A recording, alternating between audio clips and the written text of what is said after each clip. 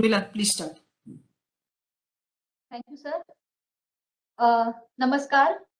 AIIMS Nagpur की तरफ से मैं डॉक्टर उर्मिला डहाके, सहयोगी आचार्य बालरोग विभाग, आप सभी उपस्थित सदस्यों का आज के कोविड-19 बाल चिकित्सा नर्सिंग प्रशिक्षण कार्यशाला में स्वागत करती हूँ। पिछले एक साल से ऊपर चलने वाली कोरोना महामारी का अब तक हम सबने मिलकर मुकाबला किया है। अब आने वाले कुछ महीनों में यह बीमारी बच्चों को पीड़ित करने की संभावना व्यक्त हुई है। इसी कारणवश आज इस कार्यशाला का आयोजन किया गया है। आरंभ में इस कार्यशाला के आयोजन की हमारी प्रेरणा स्रोत एम्स नागपुर की director major general Vibha Dutta madam, इनके आभार मैं मानना चाहती हूँ और उन्होंने जो हमारे लिए संदेश भेजा है उसे हम सुनेंगे।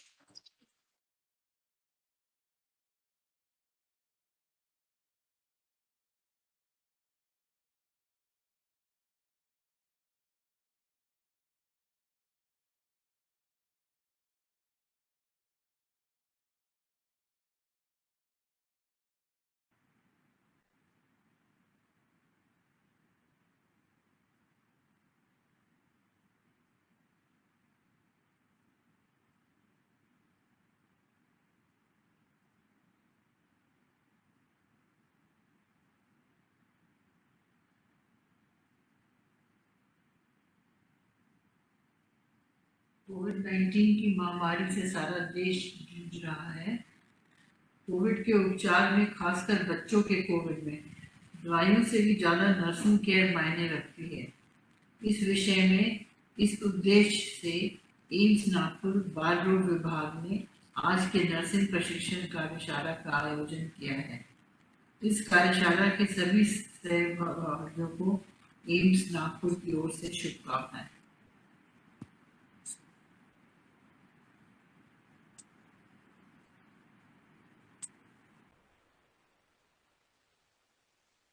मुझे बताने में खुशी हो रही है कि आज हमें मार्गदर्शन करने हेतु हमारे बीच नागपुर जिले के कलेक्टर और जिला मजिस्ट्रेट श्री रविंद्र ठाकरे जी स्वयं उपस्थित है। मैं श्री रविंद्र ठाकरे जी से अनुरोध करती हूँ कि कृपया अपने मूल्यवान शब्दों से हमें संबोधित करें।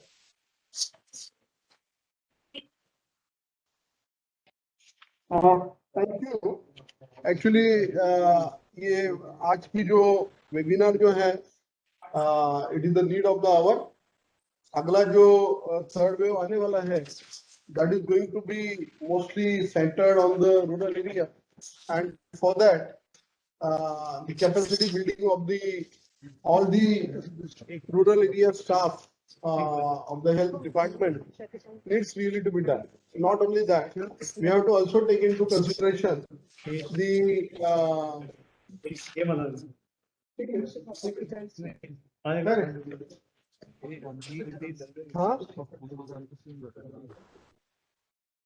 Party the same in order, Bidol 7 the same in order.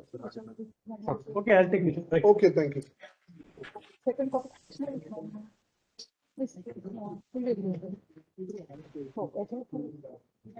Endorsement. He side पे अरे एडजस्टमेंट तिकडनं घ्या ना, पीएन कडे घ्या ना, हे दुसरी आहे, हाईट दुसरी आहे.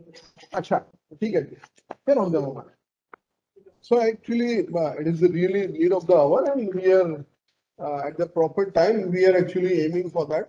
So we didn't have so much of an issues regarding the COVID first and second wave into the rural areas, but there is every possibility. We just had a look at the statistics that we have got. In the first wave, the rural area was affected to only 5% of the population. Or not actually 5% of the population, it was only 5% of the patients actually. But in the second wave, it has now reached to 35% of the patients.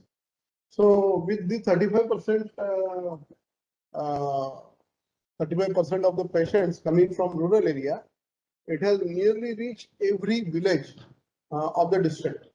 And we have lot many people who might have got infected also, and we never know what will be the type of the third wave like.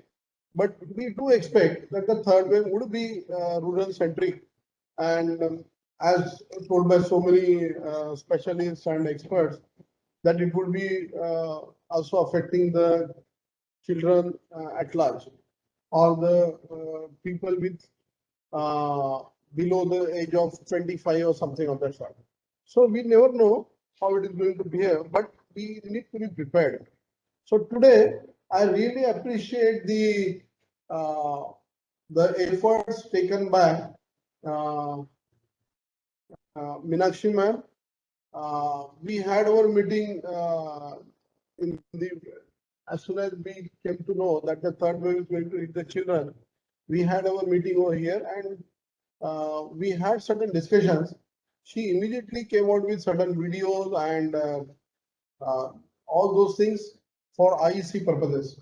So we have taken those things further down the line and to the Mofussil areas.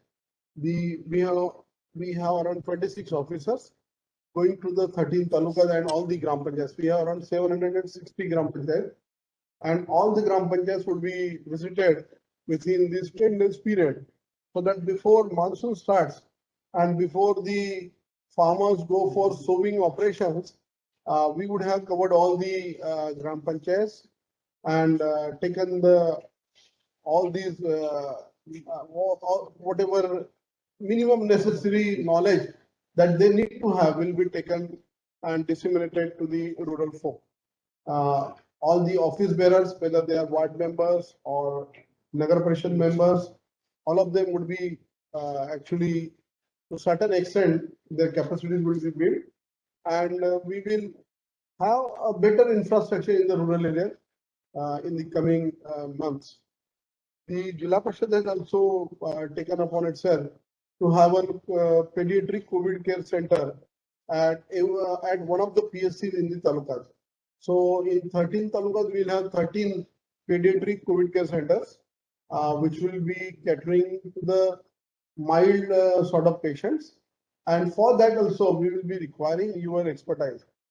We are actually seeking the expertise from IMA also, and from AIMS also. We like to have better expertise into that in this regard. This is a good step that has been taken by AIMS, and they are really taking it further as they had done it earlier. Let us hope it will be really helping to build the capacities of the rural doctors as well as the paramedical staff that we have over there. So thank you. With these words, I'll just I have some other meeting to attend. So I would just request you to kindly allow me to go for the next meeting. Thank you. Thank you, ma'am. पण तुम्ही attend करू शकता, राहू शकता. तुम्ही इकडेच राहा. तुम्ही तर आम्ही इकडच्या हॉलमध्ये बसतो. आपण इकडे बसून घेऊया. धन्यवाद सर, आपके प्रोत्साहन पर शब्दों से हमें और ज्यादा प्रेरणा मिली है। और मैं बताना चाहती हूँ कि अभी इस वक्त हमारे साथ करीब 1200 पार्टिसिपेंट्स यूट्यूब के थ्रू इस प्रोग्राम को सुन रहे थे। तो अभी इस कार्यशाला में मैं आगे आमंत्रण देना चाहती हूँ हमें प्रोत्साहन देने वाले एम्स नागपुर के medical superintendent doctor Manish Regirwar sir. मैं उनसे अनुरोध करती हूँ कि वह मार्गदर्शन पर 2 शब्द हमारे दर्शकों को सुनाए।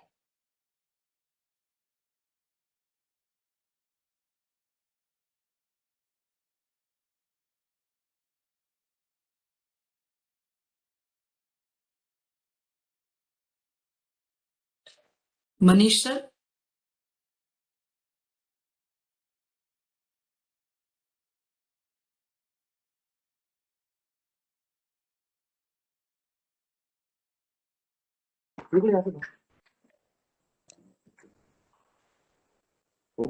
आप बात करो। Hello hello hello sir. Sir we are हाँ sir, am I audible? Yes Yes, sir, you are audible.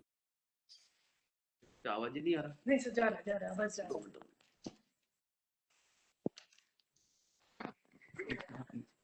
Just page कहाँ है? प्रो पेज कहाँ रखा पेज? मैंने just pro one page sorry join.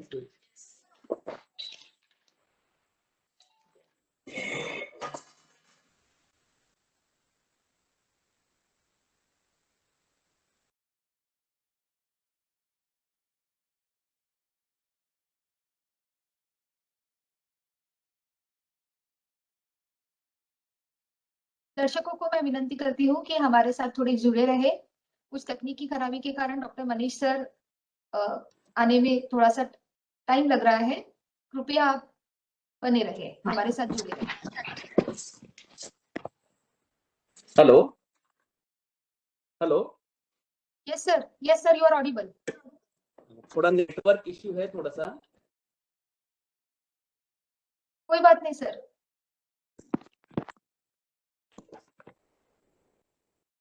तो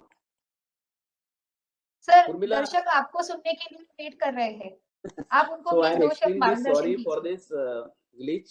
There is some internet issue in our office basically. So whenever we are attending the meeting of collector sir or divisional commissioner sir, we are repeatedly asking, they are repeatedly concerned about the training of the nursing officer basically. So considering that request, I requested Dr. Meenakshi madam, Dr. Akash and Abhijit and Urmila and the whole team and Shikha. So they have responded well to my request, and definitely I assure divisional commissioner sir and collector sir that this workshop for COVID management of pediatric patient will be very useful for the nursing. Nursing basically they are the backbone, they are real warrior in the COVID era, and they will definitely get some benefit. Hello, ठीक है, left कर दिया मैंने. Hello, Urmila, I am audible? Sir ऐकू येत आहे? Yes. And I assure you that this workshop regarding COVID management of pediatric patient will definitely help and boost up their moral while fighting this MIS and any other issue related to this. I know my expert Abhijit and Nishant, they will definitely give a good feedback for the nursing personnel all over the Maharashtra. And I must congratulate Dr. Meenakshi madam for organizing this. And the AIIMS Nagpur will definitely contribute by establishing a new COVID ward in AIIMS Nagpur. And my best wishes are always with you. Thank you very much. धन्यवाद sir, हम आपके बहुत आभारी हैं। तो दर्शकों, बच्चों में जो कोविड होने की संभावना है, इसके बारे में विस्तार से सीखने के लिए आज हम एक वास्तविक यानी कि वर्चुअल केस का आधार लेंगे। हमारे वर्चुअल केस के पात्र का नाम है राजू। राजू एक 4 साल का बच्चा है जो हाल ही में कोविड पॉजिटिव पाया गया है। उसके घर में उसके माता पिता भी पॉजिटिव पाए गए हैं। माता 9 माह गर्भवती है। ये पूरा परिवार राजू के बुखार के कारण परेशान है और उसे उपचार के लिए वो आए हैं। तो अगर ऐसी केस आपकी तरफ आए तो आप इसे कैसे हैंडल करेंगे? इस विषय में जानकारी देने के लिए मैं आमंत्रित करना चाहती हूँ एम्स नागपुर के बाल रोग विभाग के प्रोफेसर और हेड डॉक्टर मीनाक्षी गिरीश इनको। मैडम, मैं आपका स्वागत करती हूँ। धन्यवाद उर्मिला। मैं पीडियाट्रिक कोविड को किस तरीके से पहचानना और उसको किस तरीके से संभालना उसके बारे में चर्चा शुरू करती हूँ। और शुरू में मैं अपना पावर पॉइंट शेयर करके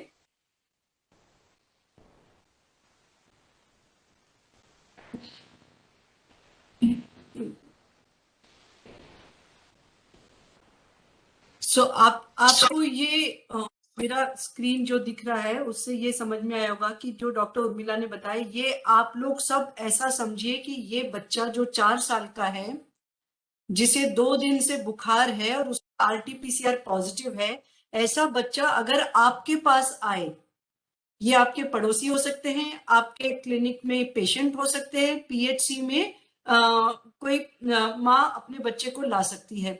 आप उस वक्त या तो नर्स हैं या आप मेडिकल ऑफिसर हैं, आंगनवाड़ी वर्कर हैं, जो भी है, आपके पास ऐसा सवाल उठता है तो आपको इस बच्चे को मदद करने के लिए और पीडियाट्रिक कोविड के बारे में समझने के लिए सबसे पहले क्या करना चाहिए वो मैं आपको अभी बताने वाली हूँ।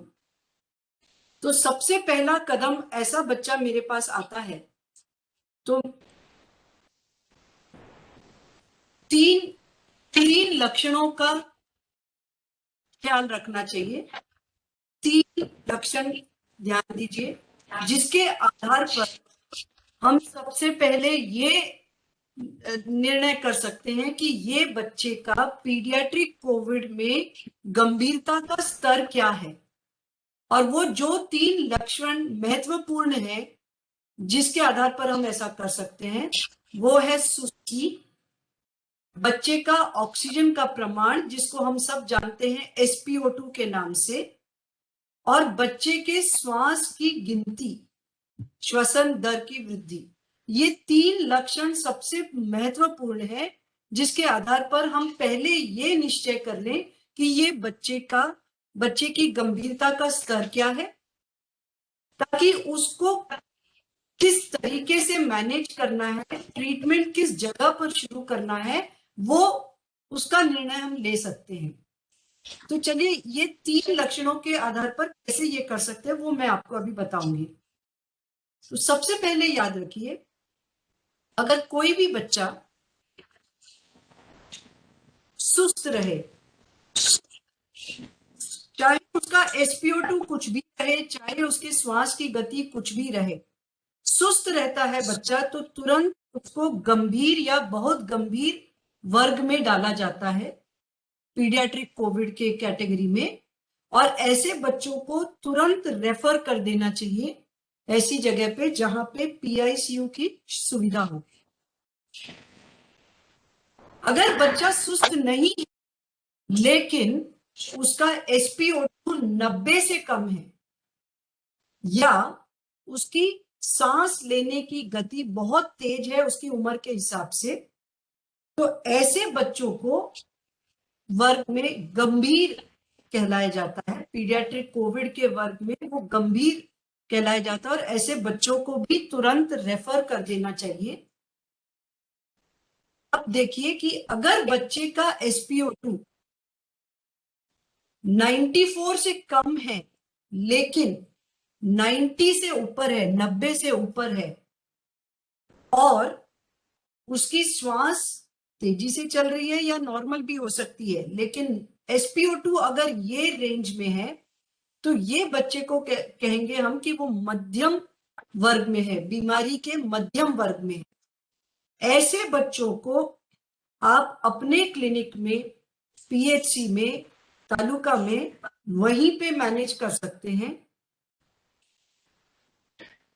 और ऐसे बच्चे जिनका SpO2 94 से ज्यादा है, जो सुस्त नहीं है और उनको सांस लेने में भी दिक्कत नहीं है, लेकिन वो उनमें कुछ ऐसी और बीमारी है कोविड के अलावा जिससे उनको कोविड ज्यादा प्रमाण में होने का रिस्क है, तो इन बच्चों को भी आप अपने अस्पताल में रख सकते हैं।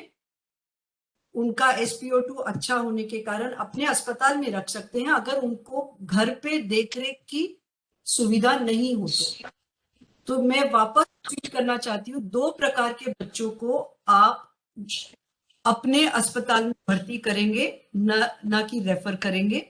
वो बच्चे जो मॉडरेट वर्ग में बैठाए जाते हैं, जिनका SpO2 90 से 94 हो और उनकी श्वास की लेने की गति तेज हो सकती है, और दूसरे बच्चे जिनमें ये प्रॉब्लम नहीं है लेकिन उनमें या तो सिकल की बीमारी है या उनमें मोटापा है या कुछ लंग्स की पहले से बीमारी हो, ऐसे एक 8-9 दर्ज होते हैं जिन बीमारी अगर बच्चे में रहे तो उनमें कोविड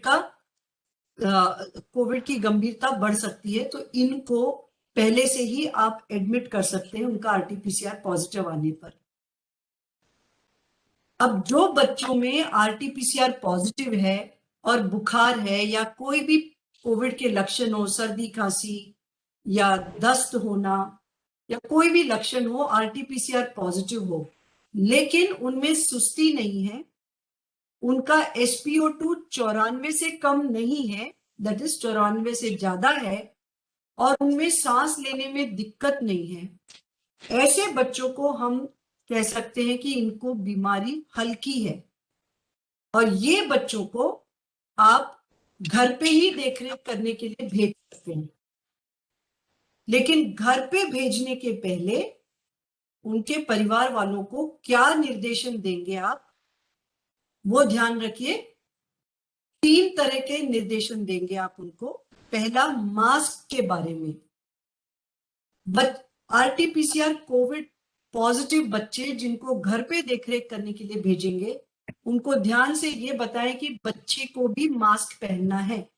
अगर बच्चा 2 साल से कम उम्र का है तो उसको नहीं पहनाना है। 2 साल से ज्यादा उम्र वाले बच्चों को मास्क पहनने के लिए आना है। लेकिन ये भी याद रखें कि बच्चे मास्क ठीक से नहीं पहनते हैं, उनको जबरदस्ती नहीं कर सकते। तो ऐसी स्थिति में याद रखिए कि परिवार के सारे सदस्यों को मास्क पहनना पड़ेगा। और मास्क पहनने में ये जरूरी बताना है कि एक मास्क को 8 घंटे से ज्यादा लगातार नहीं पहनना चाहिए। 8 घंटे के बाद मास्क को बदलना चाहिए। आप इतने इंस्ट्रक्शंस उनके फैमिली मेंबर्स को देंगे। दूसरा निर्देशन है कि बच्चे को बुजुर्गों से अलग रखना।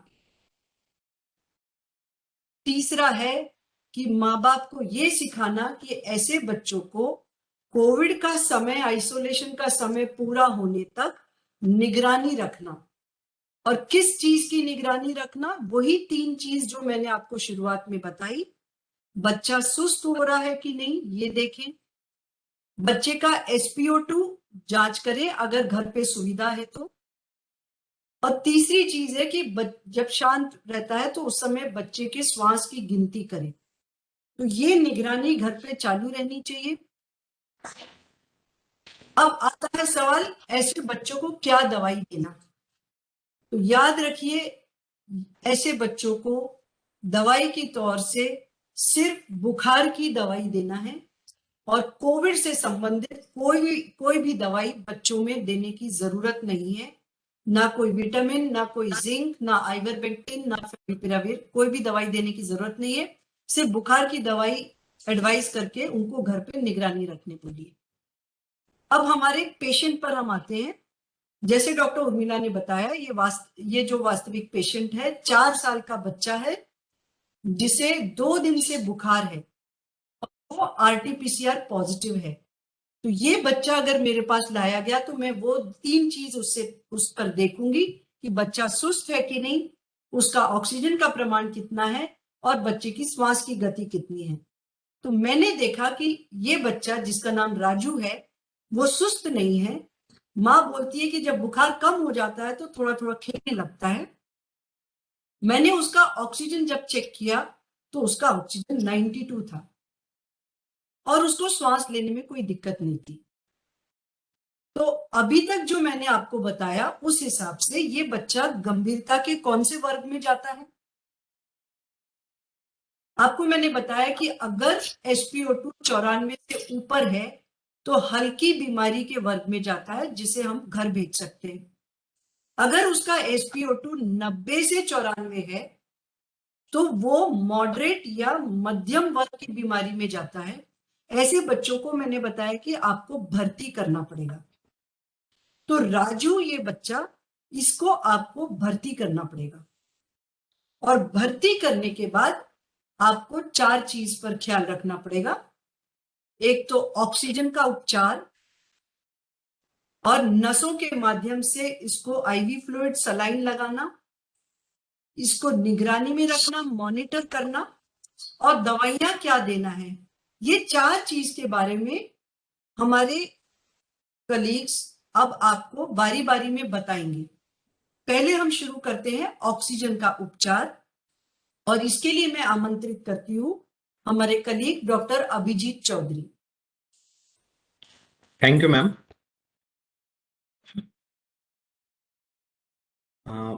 First I will share my slide. मैं स्लाइड शेयर करूंगा।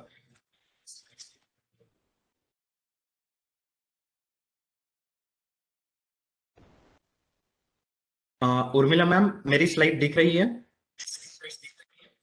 हाँ, दिख रही है। और मैं सुनाई भी दे रहा हूँ? हाँ हाँ।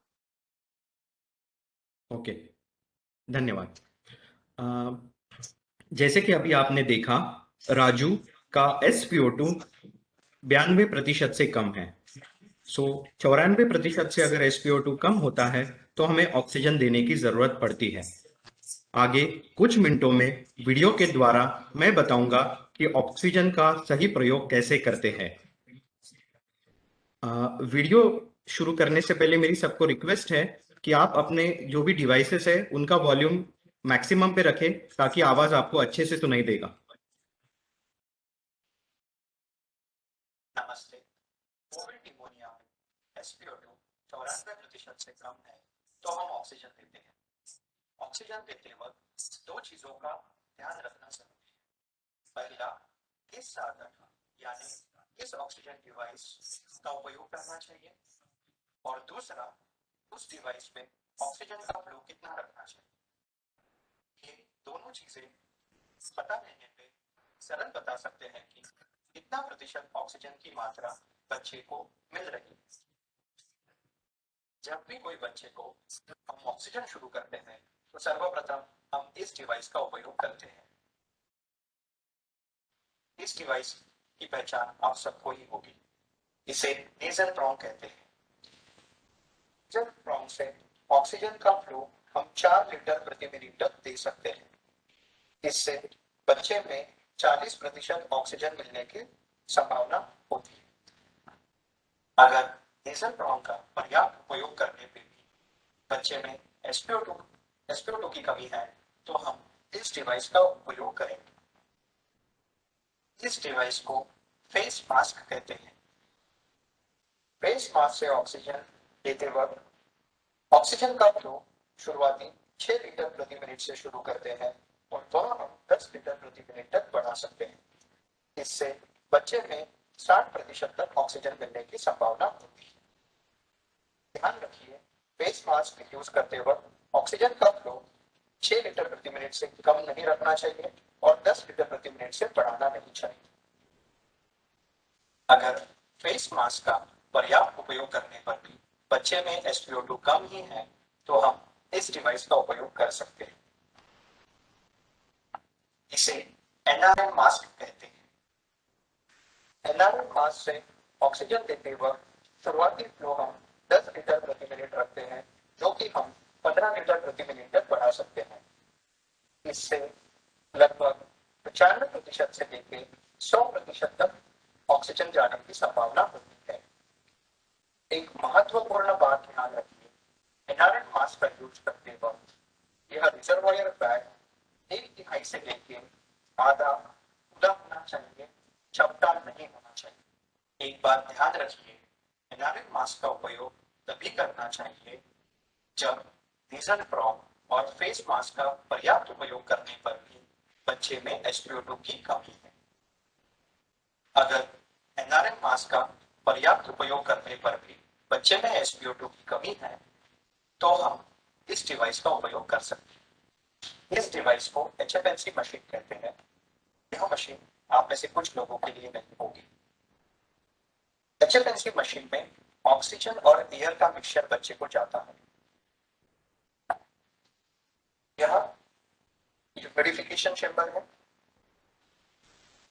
एक HFNC ट्यूबिंग है जिसका एक एंड मशीन में लगता है और एक एंड जो बच्चे को नेजल कैनुला लगता है उसको लगता है।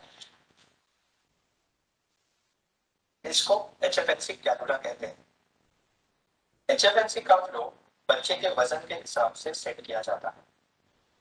शुरुआती फ्लो 2 लीटर पर किलो पर मिनट के हिसाब से रखते हैं। उदाहरणार्थ, बच्चे का वजन अगर 10 किलो है तो HFNC का फ्लो 20 लीटर प्रति मिनट से शुरू किया जाता है। ऑक्सीजन की मात्रा HFNC के द्वारा हम 21% से लेकर 100% तक दे सकते हैं।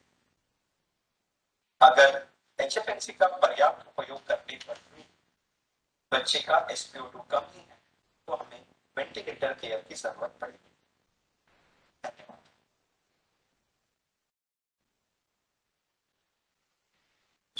सारांश में नेजल प्रोंग का फ्लो हम 4 लीटर प्रति मिनट तक दे सकते हैं। फेस मास्क में ऑक्सीजन फ्लो हम 6 लीटर प्रति मिनट से लेके 10 लीटर प्रति मिनट तक दे सकते हैं और एनआरएम मास्क में हम ऑक्सीजन फ्लो 10 लीटर प्रति मिनट से लेके 15 लीटर प्रति मिनट तक दे सकते हैं। एक चीज ध्यान रखिए, हमारा लक्ष्य SpO2 टारगेट बच्चों में 94% या उससे ऊपर का होता है। सो एक महत्वपूर्ण बात, एनआरएम मास्क का उपयोग तभी करना चाहिए अगर नेजल प्रॉन्ग या फेस मास्क का पर्याप्त उपयोग करके भी हमारा ये टारगेट अचीव नहीं हो रहा है। एक बहुत ही उपयोगी टिप मैं आप सबको देना चाहता हूं, ऑक्सीजन का सही उपयोग जीवन बचा सकता है, लेकिन उसका दुरुपयोग न करें। दुरुपयोग नुकसान पहुंचा सकता है। हम हमारे केस राजू पे वापस आते हैं। तो राजू को हमने नेजल प्रॉन्ग से 2 लीटर प्रति मिनट से ऑक्सीजन शुरू किया, जिससे उसका SpO2 95% हो गया है। बट एग्जामिन करने पे हमें यह पता चला है कि अभी राजू सुस्त है, खाना नहीं खा रहा है। तो एक बहुत इंपॉर्टेंट चीज जो सब लोग कर सकते हैं ऑक्सीजन के बाद, वो है IV तरल पदार्थ यानी कि IV फ्लूइड शुरू करना, जिसकी राजू को जरूरत है। और इस चीज पे बात करने के लिए मैं आमंत्रित करता हूं डॉक्टर आकाश बंग को। धन्यवाद।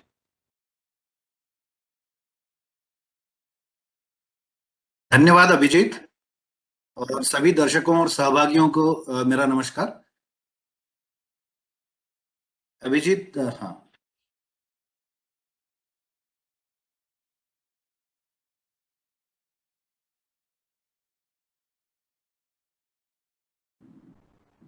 जैसा कि अभिजीत ने बताया, ये हमारा जो पेशेंट है राजू और इसके जैसे कई सारे पेशेंट्स, कई सारे बच्चे जो बीमार हैं, जो खा पी नहीं रहे हैं बीमारी की वजह से या सुस्ती की वजह से, या खा पी रहे हैं लेकिन उल्टी करके सब बाहर निकाल रहे हैं। ऐसे बच्चों को IV फ्लूइड या सलाइन, जिसे हम द्रव चिकित्सा कहते हैं, इसकी जरूरत है। और ये सलाइन अगर ठीक ढंग से दिया गया तो ये जान भी बचा सकता है।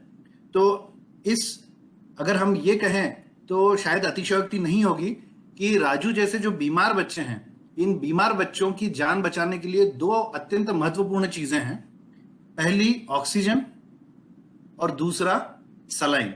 ये सिर्फ 2 चीजें देके आप किसी सिक बच्चे की या किसी बीमार बच्चे की जान बचा सकते हो। तो ऑक्सीजन के बारे में अभिजीत ने ऑलरेडी डिस्कस किया है। मैं इस प्रेजेंटेशन में सलाइन के बारे में डिस्कस करूंगा।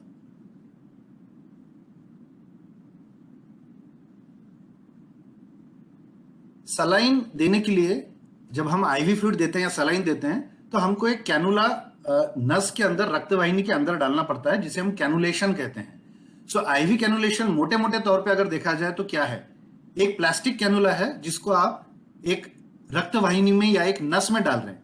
ये नस पेरिफेरल नस होनी चाहिए। पेरिफेरल नस मतलब क्या, जो नस हाथ या पैरों में होती है उसे हम पेरिफेरल नस कहते हैं। तो ये पेरिफेरल नस में जब हम प्लास्टिक कैनुला डालते हैं तो इसको IV कैनुलेशन कहते हैं। IV कैनुलेशन की जो प्रक्रिया है उसे हम मोटे मोटे तौर पे 4 भागों में विभाजित कर सकते हैं। पहला भाग स्पष्टीकरण और सहमति। किसी भी पालकों के लिए, अभिभावकों के लिए बच्चे का बीमार होना ये बहुत बड़ा ट्रॉमा हो सकता है, बहुत परेशान हो सकते हैं पेरेंट्स। तो हमारे बच्चे को IV फ्लूइड की जरूरत है और उसके लिए IV कैनुलेशन किया जा रहा है, ये स्पष्टीकरण उन्हें देना और उनसे सहमति लेना ये जरूरी है। उसके बाद में प्रक्रिया के पहले कुछ तैयारी करना जरूरी होता है, प्रक्रिया ठीक से करना जरूरी है, और प्रक्रिया के बाद में देखभाल करना भी उतनी जरूरी है। हम एक एक चीज इसमें से देखेंगे। प्रक्रिया की पहले की तैयारी जो है, ये तैयारी बहुत जरूरी है। ऐसा कहते हैं कि अगर तैयारी आपकी अच्छी है तो आपने आधी बाजी तो वहीं जीत ली, आपने आधी लड़ाई वहीं मार ली। तो ये जो तैयारी है, ये तैयारी अगर आपकी ठीक है तो ये आपका आगे का सारा जो प्रोसीजर है, प्रक्रिया है, वो अच्छी होगी।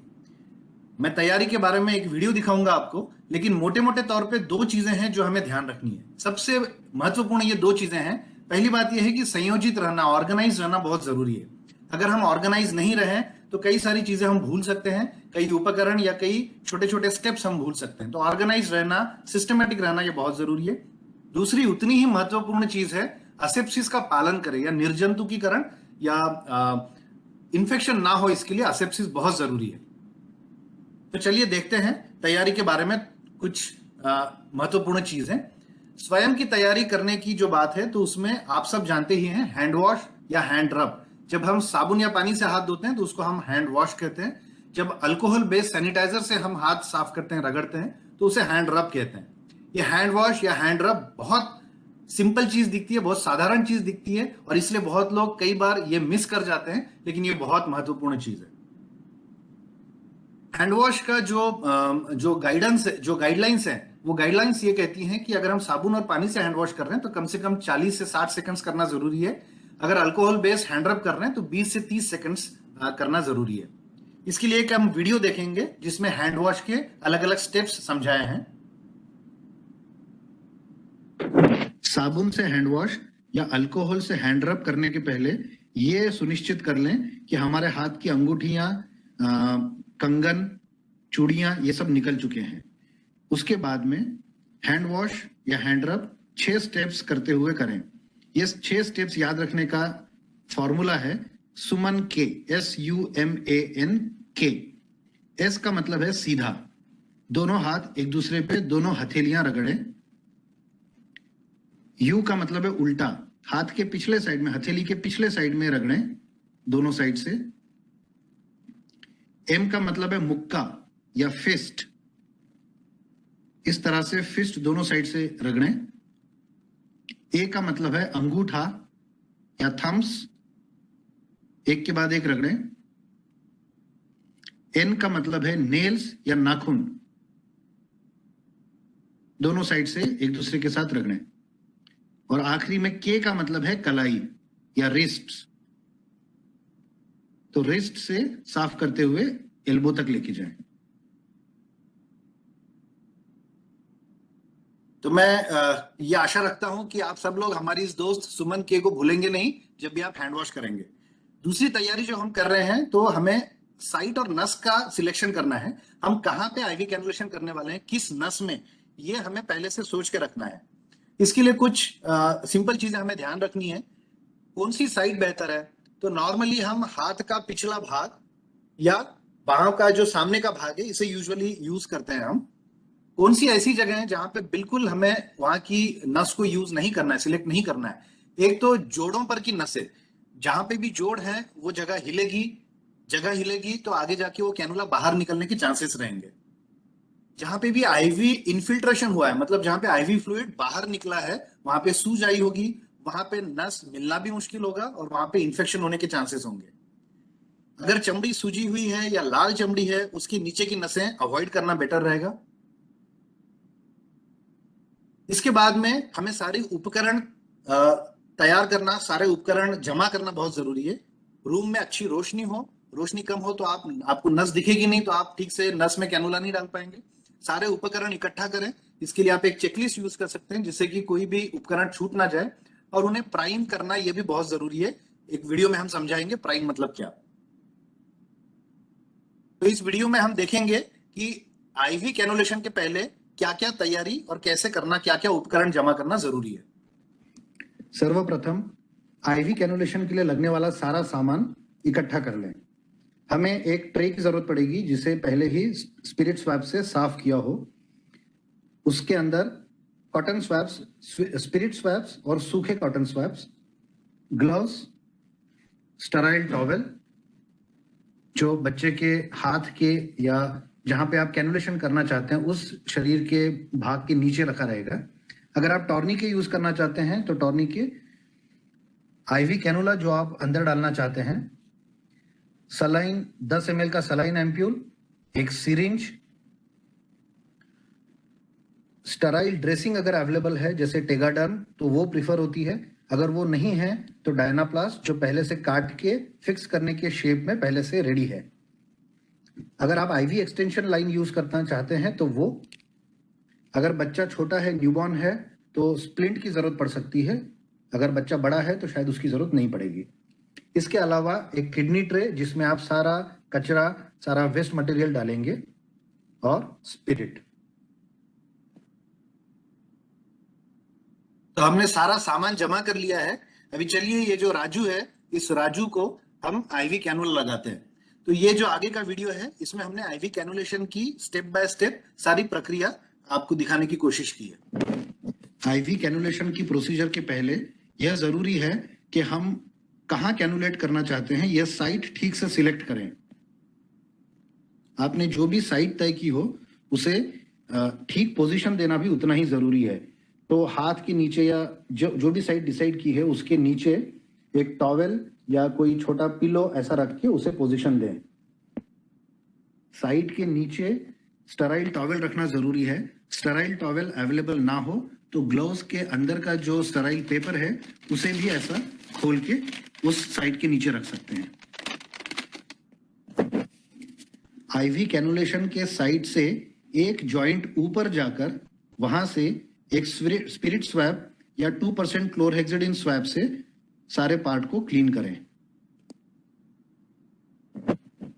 इस तरह शरीर के उस पार्ट को क्लीन कर वो स्पिरिट स्वैब कचरे में फेंके, एक नया स्पिरिट स्वैब लें और उससे जो कैनुलेशन की जो एग्जैक्ट साइट है उसे क्लीन करें।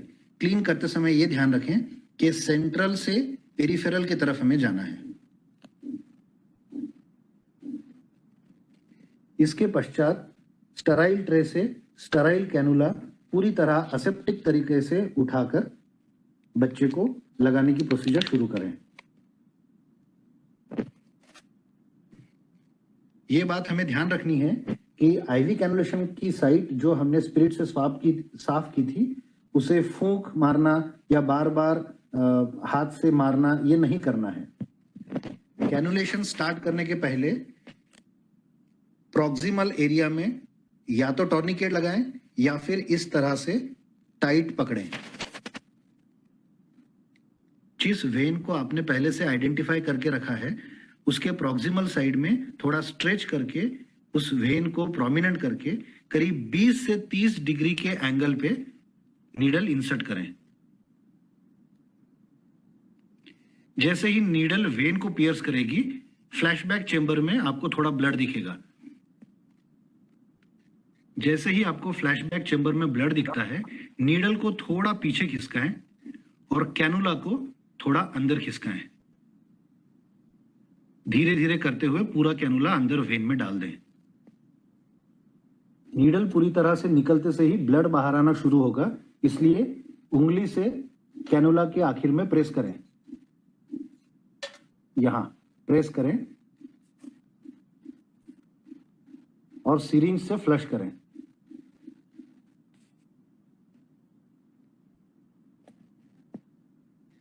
दो से 3 ml सलाइन से अंदर फ्लश करने के बाद में एक उंगली से कैनुला को दबाते हुए सिरिंज निकालें और स्टराइल कैप लगाकर आईवी कैनुला को बंद करें। इसके पश्चात एक स्टराइल और ट्रांसपेरेंट ड्रेसिंग यूज करके इस कैनुला को फिक्स कर लें।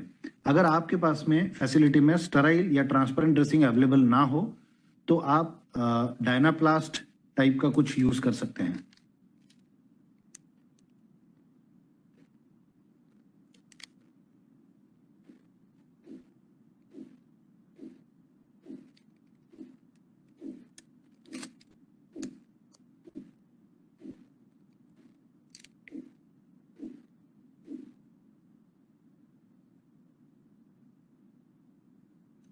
आईवी कैनुला को इस तरह से अच्छे से फिक्स करने के बाद में आप एक एक्सटेंशन लाइन उसको लगा सकते हैं। एक्सटेंशन लाइन का फायदा ये होता है कि आईवी कैनुला बार बार हैंडल नहीं होता, उस वजह से असेप्सिस मेंटेन रहता है और वो हिल के बाहर निकलने के चांसेस कम होते हैं। अगर आप आईवी एक्सटेंशन लाइन यूज करना चाहते हैं तो आपको उसको पहले से ही नॉर्मल सलाइन से प्राइम करके रखना जरूरी है। इस आईवी एक्सटेंशन लाइन को अभी हम यहाँ पे आईवी कैनुला में लगाएंगे।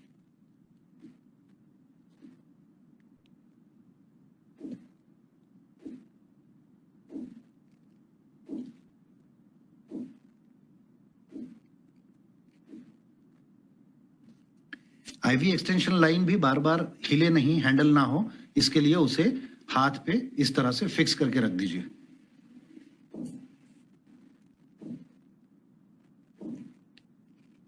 इस तरह से अब आप जब भी इस्तेमाल करना है तो ये 3 वे को यूज करेंगे। आईवी कैनुला बिना डिस्टर्ब अपनी जगह पे स्टराइल तरीके से मेंटेन रहेगा। ये वीडियो देखते समय आई एम श्योर आप लोगों को कई ऐसी चीजें ध्यान में आई होंगी जो हमने हमारे करियर के शुरू में या कभी ना कभी कुछ ऐसी गलतियां की होंगी। तो ज्यादातर गलतियां क्या होती हैं? गलतियां जब तक हम जानेंगे नहीं, उनकी लिस्ट हमारे दिमाग में जब तक नहीं होगी, तब तक हम उनको टाल नहीं पाएंगे, अवॉइड नहीं कर पाएंगे। तो ये कॉमन गलतियां हमें पता होना जरूरी है।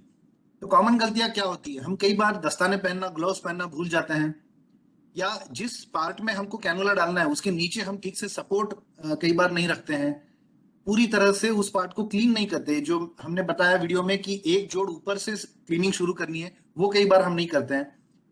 दूसरा, सेंट्रल से पेरिफेरल ऐसा वीडियो में शब्द आया, उसका मतलब है कि अंदर से शुरू करके आजू बाजू हमें जाना होता है।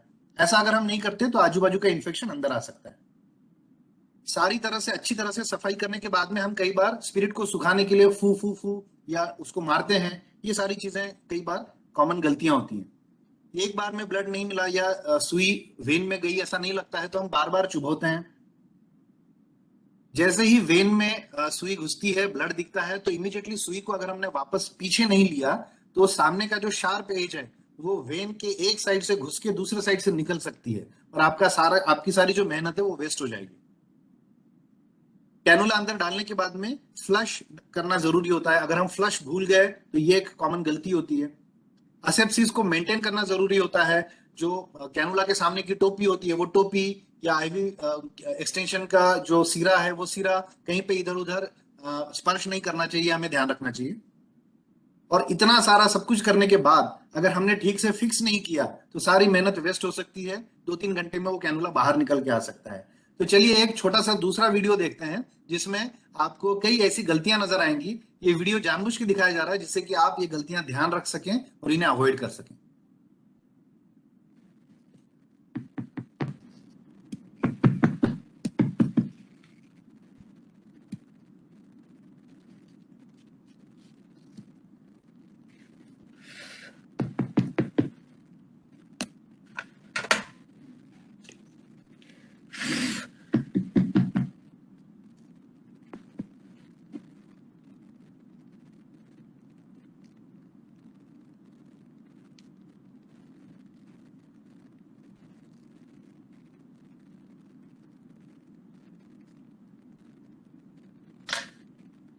Oh, I forgot flush. Wait, I'll give you flush. Take this flush. Okay. Why did you forget flush? Sir, I was in a hurry to put the cannula.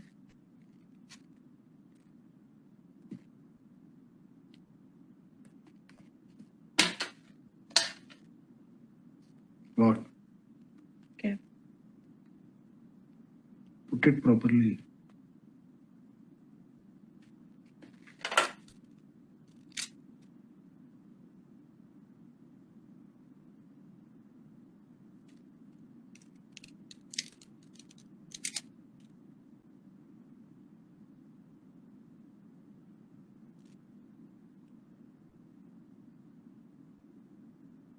You will leave like that? No, sir, I will connect this. Connect.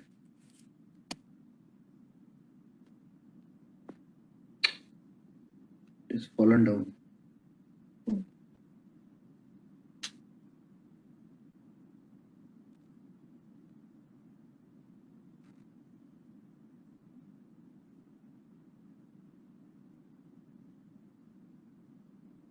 सो मैं आशा करता हूं कि ये सारी गलतियां हम ध्यान रखेंगे और ये अवॉइड करेंगे।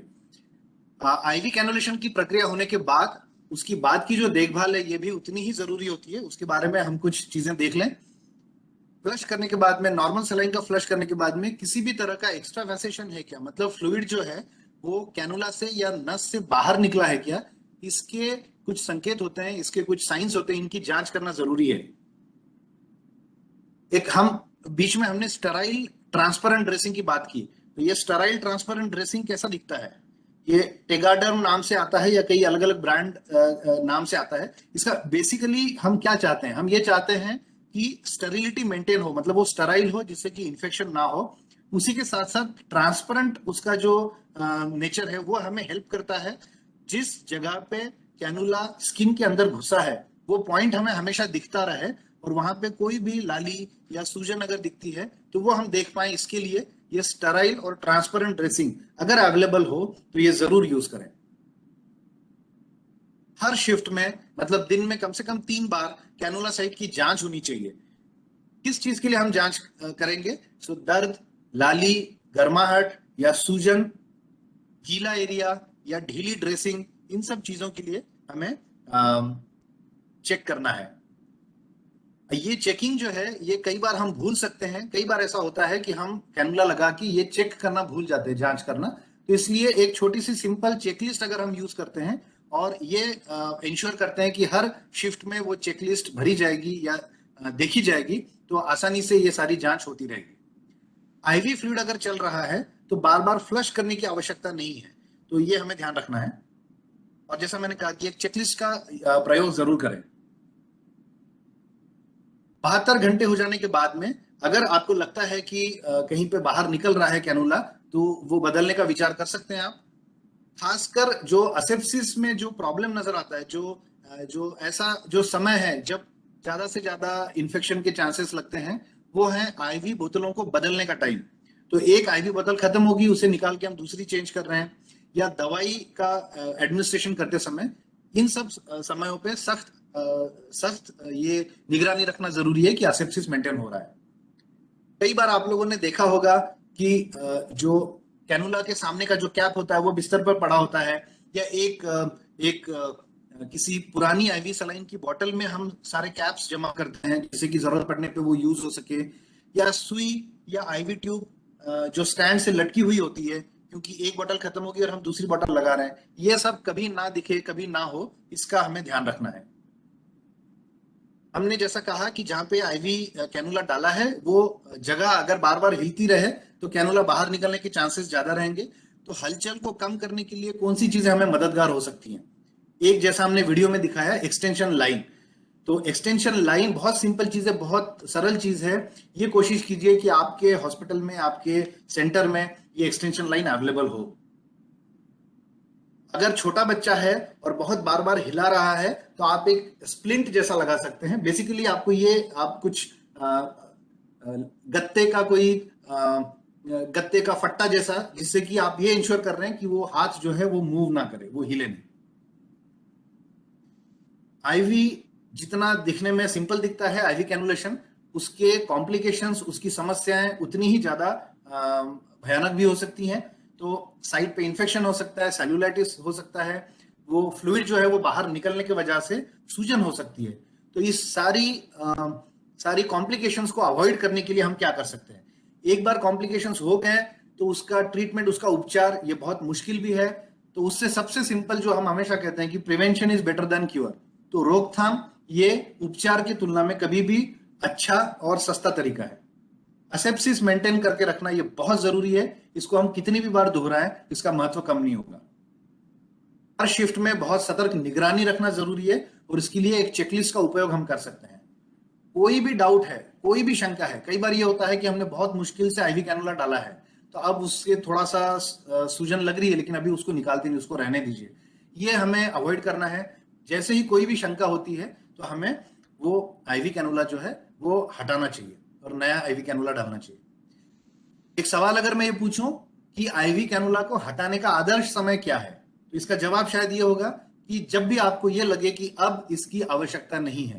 तो अगर बच्चा सुस्त था, हमने आईवी फ्लूइड के लिए कैनुला डाला, बच्चा ठीक हो गया, सुस्ती चली गई, होश अच्छा है, तो हम आईवी कैनुला निकाल सकते हैं।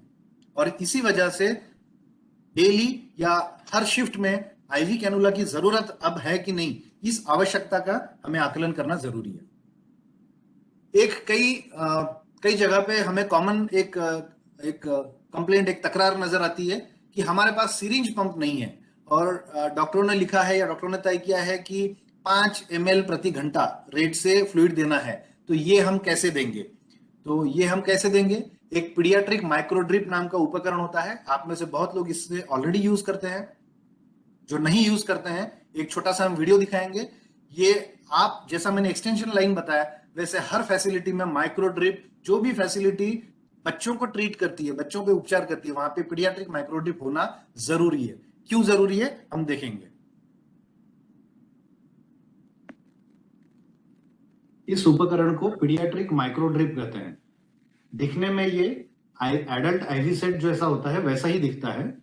तो आप देखेंगे कि यहाँ पे इसको प्लंजर कहते हैं, ये आईवी बॉटल के अंदर घुसता है, यहाँ से सलाइन इस चेंबर में आता है, इसको माइक्रोड्रिप चेंबर बोलते हैं, और यहाँ से एक सुई के द्वारा बूंद बूंद करके गिरता है।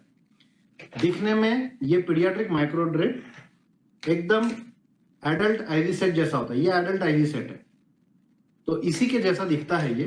फर्क सिर्फ इतना है कि ये एक्स्ट्रा चेंबर और इसके अंदर की सुई, ये इस पीडियाट्रिक माइक्रोड्रिप की खासियत है। आप ये कह सकते हैं कि इसकी जान है ये सुई इस ढंग से बनी होती है कि यहां से गिरने वाला फ्लूइड 1-1 ml 60 से 64 बूंद बन के नीचे गिरता है। So 1 ml is equal to 60 to 64 drops. इस वजह से अगर आप ये देखें कि किसी पेशेंट को, किसी बच्चे को अगर सिरिंज पंप से आपको 5 ml प्रति घंटा इस रेट से अगर फ्लूइड देना है, तो आप आंख बंद करके इस पीडियाट्रिक माइक्रोड्रिप से 5 बूंद प्रति मिनट का रेट से फ्लूइड दे सकते हैं। जितने ml प्रति घंटा आपको देना है, उतनी बूंदें आप प्रति मिनट इसमें गिरने देंगे। और बूंदों का जो स्पीड है, वो स्पीड आप इस रेगुलेटर को ऊपर नीचे करके, ये तो आपको आता है, तो ये इसको ऊपर नीचे करके आप कितनी बूंदें गिर रही हैं ये ड्रॉप डिसाइड कर सकते हैं। तो इस तरह हमने देखा कि पीडियाट्रिक माइक्रोड्रिप हर फैसिलिटी में होना जरूरी है, और पीडियाट्रिक माइक्रोड्रिप एडल्ट आईवी सेट से इस तरह से अलग होता है। तो जैसे राजू है, राजू का 10 किलो वजन है, तो अगर हम ये तय करते हैं कि 1 घंटे में इसे 40 ml देना है, तो 40 ml प्रति घंटा अगर हमें देना है, तो हम माइक्रोड्रिप से 40 बूंद प्रति मिनट का उसे रेगुलेटर को यूज करके एडजस्ट करेंगे। तो आखिर में मैं सारांश बताना चाहूंगा। सारांश ये है मेरे सारे टॉक का कि सलाइन या फ्लूइड से जानें बच सकती हैं। सो हमें ये पता होना जरूरी है कि हम हमारे फैसिलिटी में, हमारे छोटे से हॉस्पिटल में हम किस तरह अच्छी तरह से फ्लूइड्स दे सकते हैं, सलाइन दे सकते हैं। तैयारी बहुत जरूरी है। आईवी कैनुलेशन के पहले एक चेकलिस्ट की तरह से अगर हम यूज करते हैं, तो हमें वो सिस्टमेटिकली सारे सामान जमा करने में मदद करेगी। हैंड वॉश के समय याद रखें सुमन के मतलब सीधा, उल्टा, मुक्का, अंगूठा, नाखून और कलाइया, इन स्टेप्स को याद रखते हुए हम हैंड वॉश करेंगे। हैंड वॉश करते समय अगर साबुन यूज कर रहे हैं तो 40 से 60 सेकंड, अल्कोहल बेस्ड हैंड रब यूज कर रहे हैं तो 20 से 30 सेकंड हम यूज करेंगे। उसके बाद हम सारे उपकरण इकट्ठा करेंगे, उन्हें प्राइम करेंगे। जैसे हम अगर आईवी एक्सटेंशन लाइन यूज कर रहे हैं, तो हमको उसमें से पहले से ही सलाइन डाल के उसको सलाइन से भरना जरूरी है, इसको प्राइम कहते हैं। और असेप्सिस कितनी भी बार हम बोले, उसका महत्व कम नहीं होने वाला। प्रक्रिया की अगर हम बात करें, तो उसमें सपोर्ट जरूरी है, सहारा देना जरूरी है जिस भाग को हम कैनुला लगाने वाले हैं। साफ करने की प्रक्रिया अंदर से शुरू करें, बाहर तक लेके जाएं। एक बार साफ हो गया तो उस साइड पर कोई फूफू या कोई टैप टैप ना करें। सलाइन फ्लश देने के बाद में सूजन के लिए जांच करें, और आईवी एक्सटेंशन हमारे हॉस्पिटल में, हमारे फैसिलिटी में रहे, इसकी कोशिश कीजिए, उससे बहुत मदद होती है। उसी तरह स्टेराइल ट्रांसपेरेंट ड्रेसिंग हमारे हॉस्पिटल में हो, इसकी कोशिश कीजिए। अगर हो तो जरूर यूज कीजिए, और ठीक से फिक्स कीजिए, क्योंकि वो कैनुला को बाहर निकलने से रोकेगा।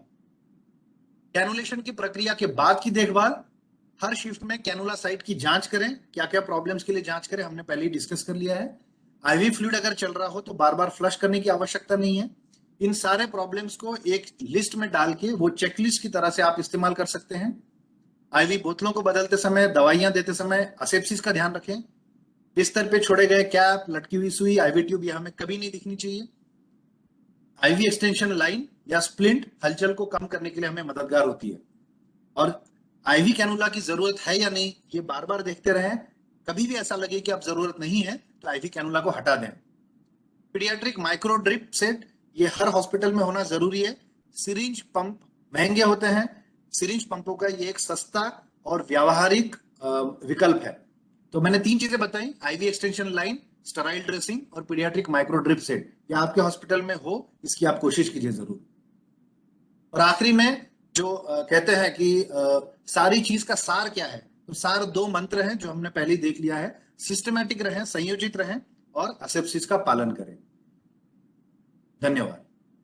अब इसके बाद में हमने देखिए राजू को आईवी फ्लूइड तो चालू कर दिया, लेकिन जैसे हमने देखा फ्लूइड चालू करने के साथ ही उतना ही जरूरी ये भी है कि उसके बाद में क्या निगरानी करें, क्या क्या चीजें उस पेशेंट में देखते रहें। तो ये समझने के लिए, इस बारे में थोड़ा प्रकाश डालने के लिए मैं डॉक्टर शिखा जैन को आमंत्रित करना चाहूंगा।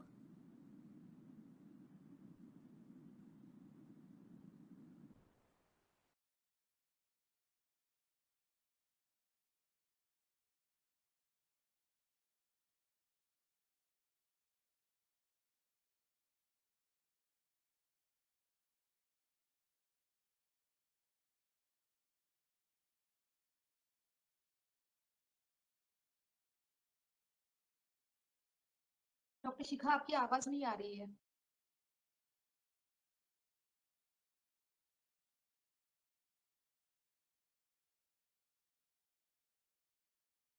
I'm sorry. तो अब हम राजू को जब एडमिट कर लिए हैं तो हम ये देखना चाहेंगे कि हम किन किन चीजों को लेके उसकी निगरानी करें। और मैंने यह भी देखा है कि हमारे साथ कई सारे आंगनवाड़ी वर्कर और एएनएम वर्कर्स जुड़े हुए हैं, तो उनके लिए भी हमें ये जानना जरूरी है कि कैसे हमको बीमारी, किस बच्चे को एडमिट की जरूरत है, किस बच्चे को हमको हायर सेंटर में रेफर करना है और किस बच्चे का हम घर पे ही देखभाल कर सकते हैं। ये पहचानने का तरीका हमें आना चाहिए। ये आपको डॉक्टर मीनाक्षी ने पहले भी बताया है, एक बार और हम देख लेंगे कि कोविड को हम मुख्यतः बच्चों में 3 तरीके से गंभीरता के आधार पर विभाजित कर सकते हैं। पहला होता है माइल्ड एसिम्प्टोमेटिक, या जिसे हम हल्की बीमारी भी बोल सकते हैं। दूसरा होता है मॉडरेट निमोनिया, जिसे हम मध्यम भी बोल सकते हैं। और तीसरा होता है सीवियर इलनेस, जिसे हम गंभीर बीमारी भी बोल सकते हैं। माइल्ड बीमारी क्या होती है? इसमें अगर बच्चे को बुखार है, गले में खराश है, उसकी नाक बह रही है, या किसी बच्चे को खांसी है, उल्टी है, पेट में दर्द है, दस्त है, परंतु शरीर में पानी की कमी नहीं है, मतलब वो पेशाब अच्छे से कर पा रहा है और उसका मुंह गीला है, तो हम ये समझेंगे कि बच्चे को शरीर में पानी की कमी नहीं है। इन सभी परिस्थितियों में बच्चे को हम कहेंगे कि उसको माइल्ड बीमारी है, माइल्ड कोविड है। दूसरी परिस्थिति हो सकती है जिसे हम मॉडरेट कोविड बोलते हैं। इसमें मुख्यतः हम 2 चीजें देखते हैं। एक होता है सांसों की गति, कितनी बार 1 मिनट में बच्चा सांस ले रहा है, और दूसरा होता है SpO2 लेवल।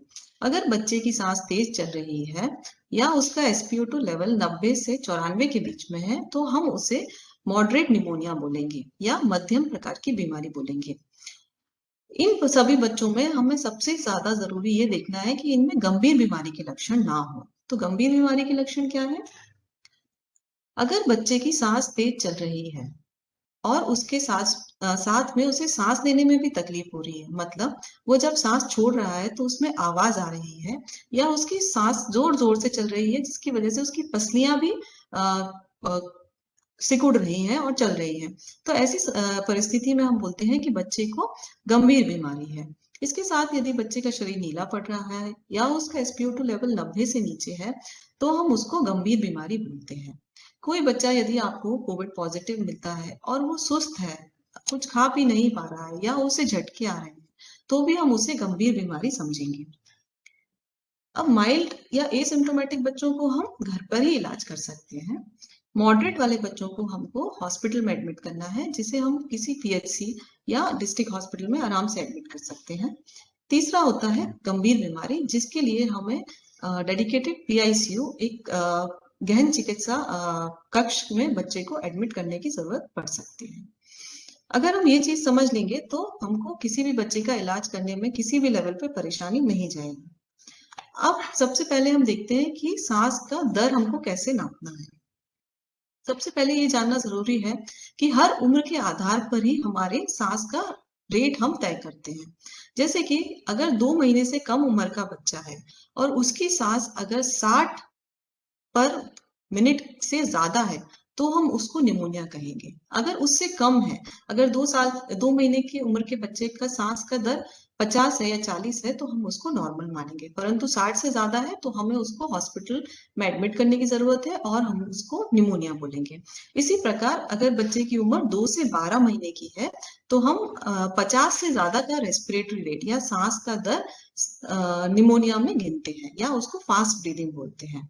1 से 5 वर्ष की आयु के बच्चों में 40 पर मिनट से ज्यादा का दर और 5 साल से ज्यादा उम्र के बच्चों में 30 पर मिनट से ज्यादा का सांस के दर को हम निमोनिया या मॉडरेट डिसीज में गिनते हैं।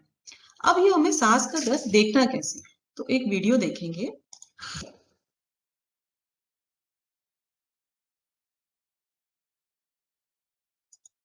देखिए इस वीडियो में हमने देखा कि बच्चा एक शांत अवस्था में लेटा हुआ है या सोते हुए हम बच्चे को सांस की जांच करेंगे। हमको उसके पेट और छाती पर से कपड़े को हटा देना है और पेट पर ध्यान देते हुए बच्चा कितनी बार सांस ले रहा है 1 मिनट में यह गिनना है। अगर तेज सांस लेने के साथ साथ बच्चे को सांस लेने में तकलीफ भी है, जैसे कि वो इस वीडियो में हम देखेंगे।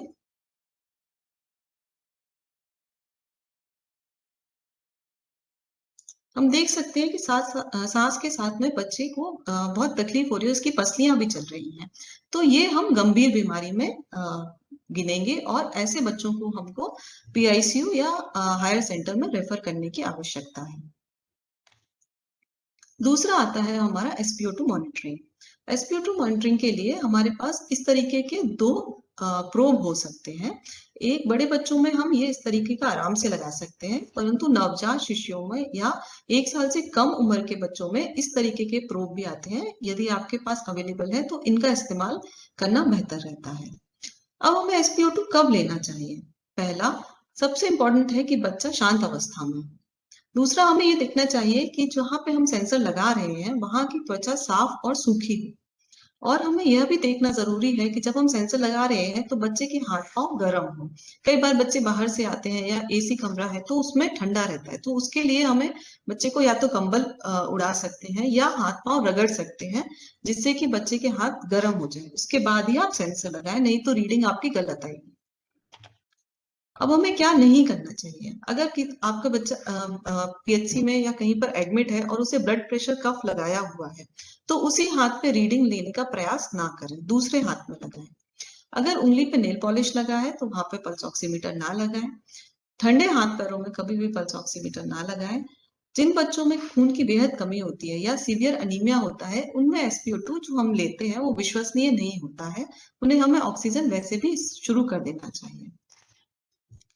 अब अगर बच्चे का SpO2 लेवल 95 या उससे ऊपर है तो हम उसे घर पे भी रख सकते हैं, लेकिन उसका हमको निगरानी करना रहेगा।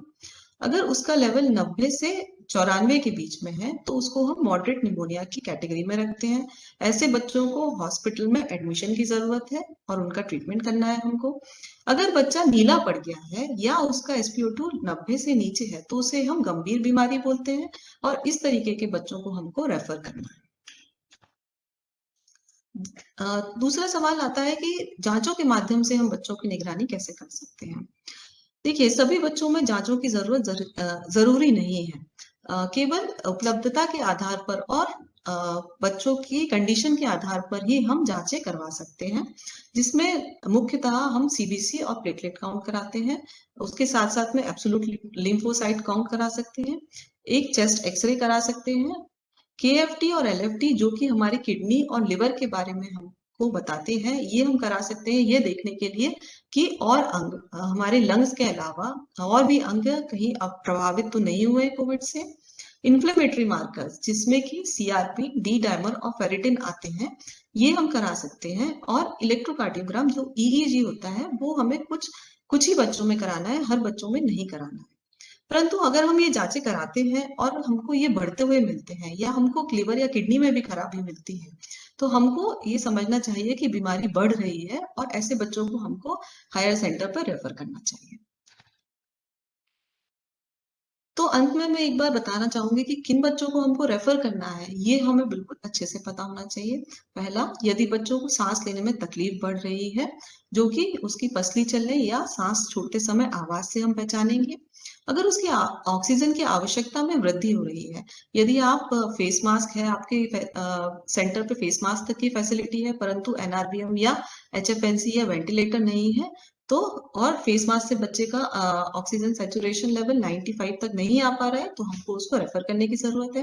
हीमोडायनामिक इंस्टेबिलिटी या अस्थिरता, जिसमें कि बच्चे को रक्तचाप या ब्लड प्रेशर कम हो जाता है या बच्चे का शरीर ठंडा पड़ने लगता है।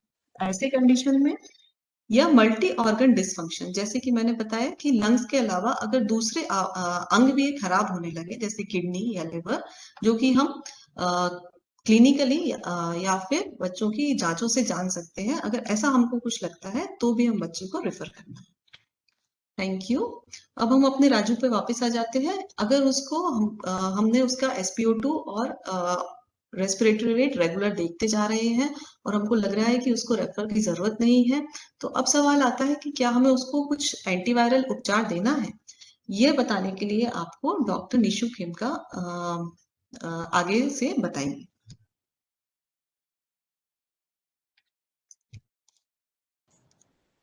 Thank you doctor Shikha.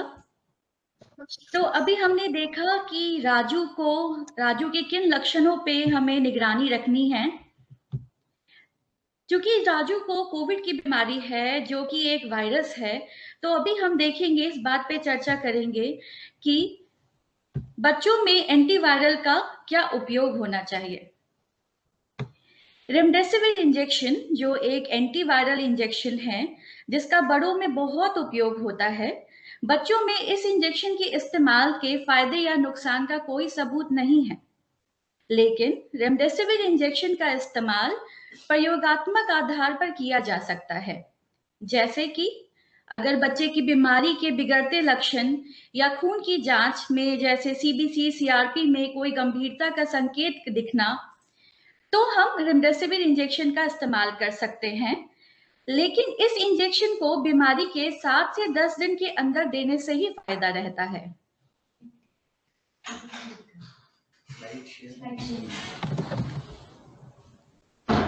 Slide share किया था, यहाँ पे स्लाइड शेयर में जाओ, शेयर में जाओ, शेयर स्क्रीन शेयर करो।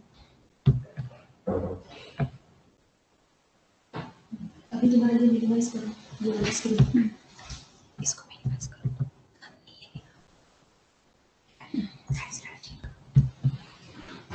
आवाज आ रही थी।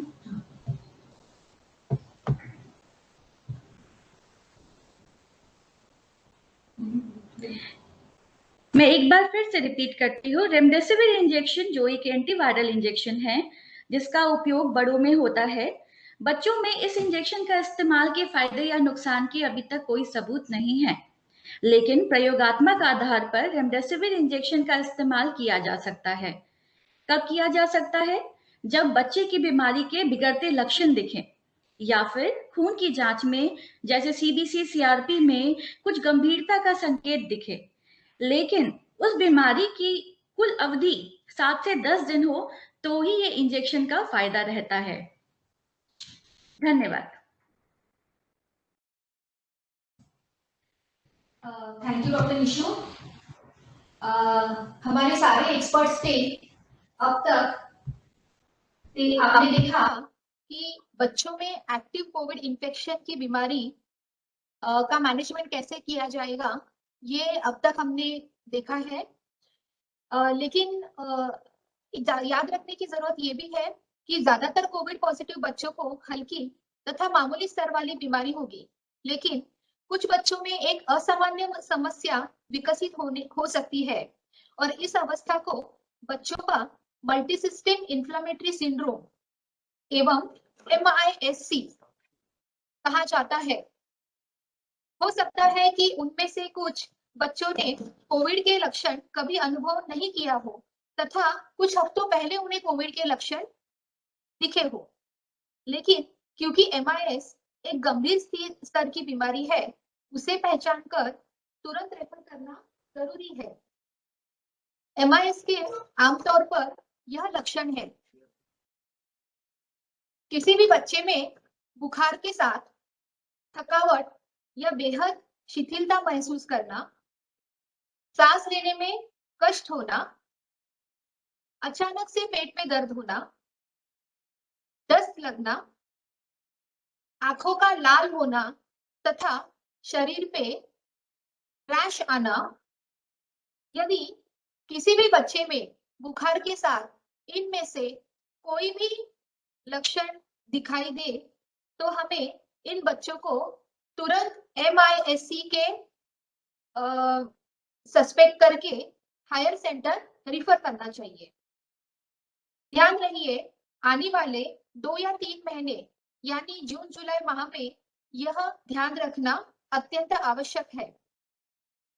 तो अब हम चलते हैं हमारे केस राजू की तरफ।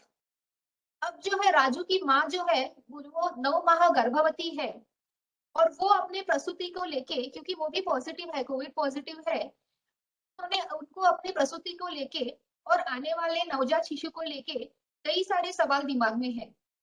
तो इन्हीं सवालों को सुलझाने के लिए मैं अब हमारे यहाँ पे मौजूद डॉक्टर निशांत बानाई जो नवजात शिशु रोग तज्ञ है उन्हें आमंत्रित करना चाहती हूँ। धन्यवाद डॉक्टर उर्मिला। जैसे कि अभी डॉक्टर उर्मिला ने आपको बताया कि अभी जो राजू की माँ है वो निशांत 9 सर, महीने आपकी आवाज नहीं आ गर्भवती रही थी है। और इस सब टेंशन की वजह से, राजू इतना बीमार होने की वजह से वो लेबर पेन में चली गई है और काफ़ी डरी हुई है, उनको काफ़ी सारे सवाल है। तो उनको कौन से सवाल है कि मेरा जो नवजात शिशु है, जो बच्चा है, क्या उसमें संक्रमण हो सकता है, क्या उसमें ट्रांसमिशन हो सकता है, मदर से, माँ से बच्चे को इन्फेक्शन हो सकता है, क्या मैं स्तनपान कर पाऊंगी, स्तनपान से तो बच्चे को कोविड नहीं हो जाएगा। ऐसे सारे सवाल इस माँ को है और अभी हम यही देखेंगे कि ये सब सवालों के हम क्या जवाब दें तथा नवजात शिशु में कोविड का में अगर कोविड होता है नवजात शिशु में तो उसकी देखभाल कैसे करें, ये हम आगे देखेंगे। तो जो संक्रमण या ट्रांसमिशन है वो 3 प्रकार से हो सकता है। गर्भाशय में ही बच्चे को ट्रांसमिशन हो सकता है वायरस का, या डिलीवरी के दौरान हो सकता है, बट मैक्सिमम जो हमने केसेस देखी है, ज्यादातर केसेस जो देखी है वो डिलीवरी के पश्चात ट्रांसमिशन होता है। और ये माँ को बताना बहुत जरूरी है कि माँ के दूध के माध्यम से कोरोना वायरस का ट्रांसमिशन होने का अभी कोई प्रमाण नहीं है, इसलिए माँ को दूध पिलाना हमको प्रोत्साहित करना है। अब किन नवजात शिशुओं को हम संदिग्ध या सस्पेक्ट रखेंगे कोविड के लिए? जिस माँ की डिलीवरी होने से पहले 14 दिनों के अंदर अगर माँ कोविड पॉजिटिव होती है तो उस नवजात शिशु को हमको सस्पेक्ट समझना होगा, या फिर शिशु सीधे किसी भी कोविड-19 के संक्रमित लोग से संपर्क में आता है। इन प्रकार के नवजात शिशुओं को हम सस्पेक्ट या संदिग्ध कोविड-19 के लिए समझेंगे। अब RT-PCR परीक्षण कब किया जाए नवजात शिशुओं में? सेम चीज है, जैसे जन्म से 14 दिन के भीतर माँ को कोविड का संक्रमण हो गया था, उसके बाद डिलीवरी हो गई, 14 दिन के अंदर अंदर माँ को कोविड-19 का रिपोर्ट पॉजिटिव था, तो ऐसे बच्चों में हम RT-PCR परीक्षण करेंगे। वैसे ही कोविड-19 पॉजिटिव व्यक्तियों के संपर्क में अगर बच्चे आते हैं तो उसका भी हम टेस्टिंग करेंगे। कई बच्चे जब डिलीवर होके घर चले गए हैं, डिस्चार्ज हो गए हैं, उसके बाद 2 या 3 दिनों के बाद उनको निमोनिया जैसा या रेस्पिरेटरी डिस्ट्रेस या सारी जैसे लक्षण अगर बच्चों में दिखते हैं तो इनको भी हमने तुरंत टेस्ट करना चाहिए। परीक्षण का समय, जैसे माँ पॉजिटिव थी 14 दिन के भीतर तो उनका जन्म के बाद तुरंत ही या 24 घंटे के अंदर उनका परीक्षण होना चाहिए। वैसे ही अगर नवजात शिशु किसी भी फैमिली, रिश्तेदार या हेल्थ वर्कर के कांटेक्ट में आता है तो उनको भी हमने तुरंत टेस्टिंग करना चाहिए। ये याद रखना बहुत जरूरी है कि अगर पहला टेस्ट नवजात शिशु में निगेटिव आता है और तो भी हमको ये नहीं समझना चाहिए कि अभी इसके बाद हमको टेस्टिंग की जरूरत नहीं है। कई बार एक्सपोजर जो होता है वो जन्म के 7 दिन के बाद हो सकता है, तो हमको एक रिपीट टेस्ट 5 से 14 दिन के अंदर कर लेनी चाहिए। कंफर्म कैसे होता है? बच्चों में हम नाक से सिर्फ, नवजात शिशु में सिर्फ नाक से सैंपल लेते हैं और उनका अगर नाक का स्वैब पॉजिटिव आता है तो वो हमारे लिए कंफर्मेशन है कि बच्चे को कोविड-19 हुआ है। अब डिलीवरी के वक्त हमको माँ के इस क्या क्या प्रिकॉशंस लेने चाहिए ताकि बच्चा और जो हेल्थ वर्कर्स है वो सेफ कैसे रहे। तो गर्भवती महिला को सर्जिकल मास्क पहनाना चाहिए। डिलीवरी रूम के अंदर कम से कम लोग जितने आवश्यक है उतने ही लोग रहें। सभी स्वास्थ्यकर्मी स्टैंडर्ड जो पीपीई का उपयोग करना चाहिए वो सब उन्होंने पहनना चाहिए पीपीई। रिससिटेशन एक अलग रूम में होना चाहिए, डिलीवरी रूम से अलग रूम में। अगर इसकी व्यवस्था नहीं है अलग रूम की, तो फिर रिससिटेशन वार्मर को डिलीवरी क्षेत्र से कम 2 मीटर की दूरी पे या 6 फीट की दूरी पे रखना चाहिए।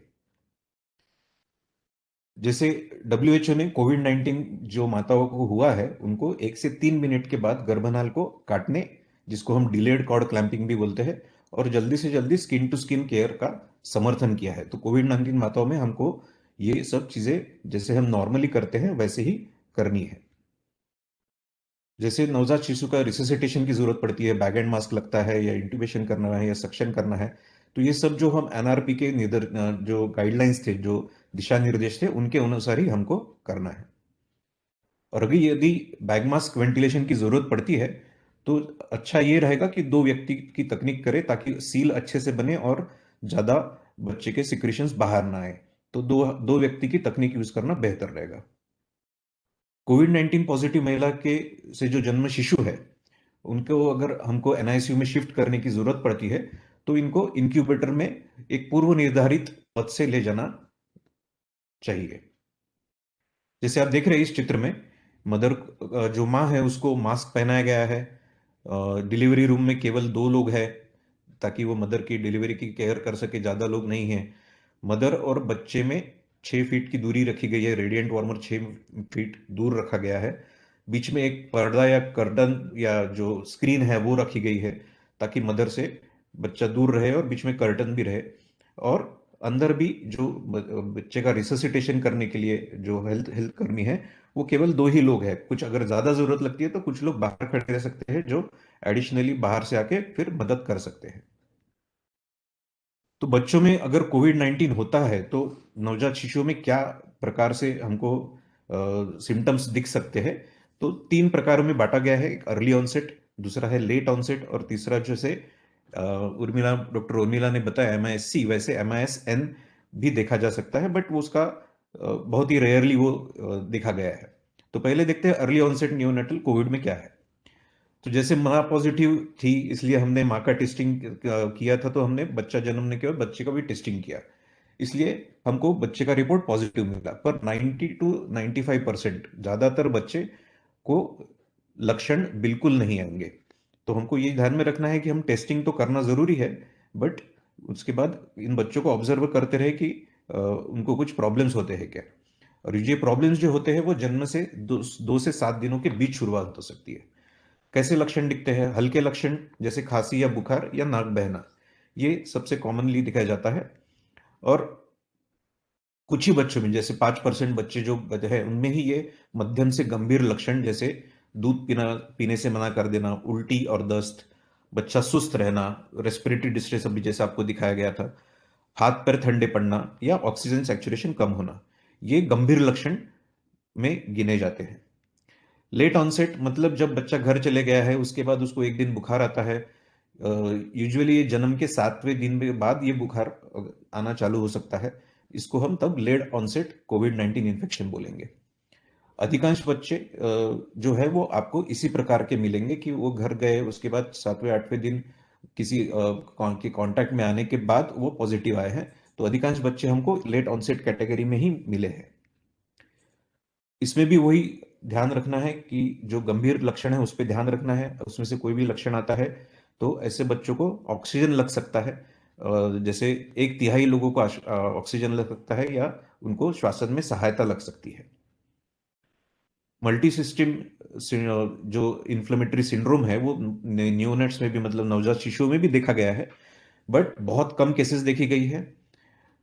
इसमें माँ का संक्रमण जो है वो तब माँ पॉजिटिव रह सकती है या पास्ट में या जो पूर्व माँ को कोविड हुआ हो सकता है।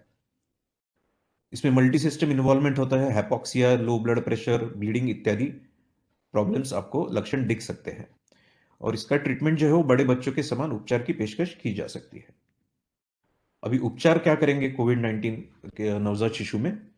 तो हल्के लक्षण जैसे बुखार, खांसी या नाक बहना, इसका कोई हमको मेजर ट्रीटमेंट करने की नहीं है। इसमें सिर्फ बुखार के लिए आप सपोर्टिव केयर मतलब पैरासीटामोल के ड्रॉप्स दे सकते हैं, और नवजात शिशुओं में एंटीवायरल दवाइयों का कोई उपयोग नहीं किया जाता है।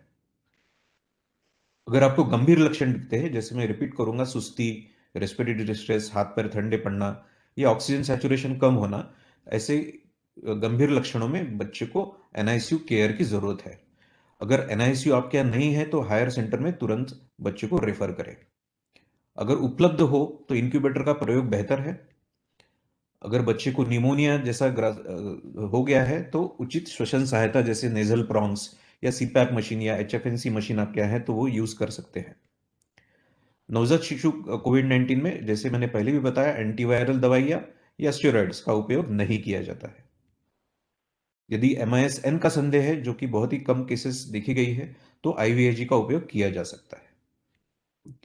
सबसे इंपॉर्टेंट आपको ध्यान रखना है, सबसे महत्वपूर्ण, कि बच्चे को जब आप डिस्चार्ज कर रहे हो तो उनको जो रूटीन अपने यहाँ का टीकाकरण है वो बताना चाहिए डिस्चार्ज के बाद। अब कोविड-19 पॉजिटिव अगर माँ है तो वो स्तनपान कैसे करे?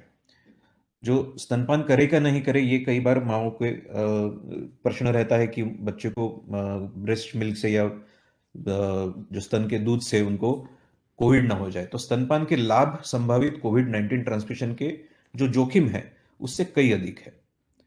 माँ को सर्जिकल मास्क पहनना चाहिए। दूध पिलाने से पहले अपने हाथ और सर साबुन और पानी से धो लेने चाहिए।